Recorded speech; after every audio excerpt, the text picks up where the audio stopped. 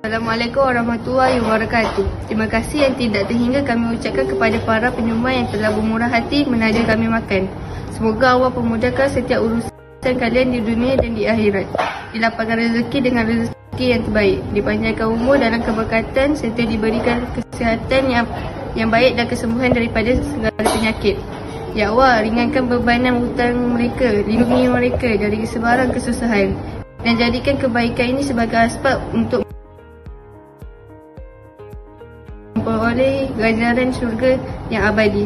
Amin ya rabbal alamin. Terima kasih.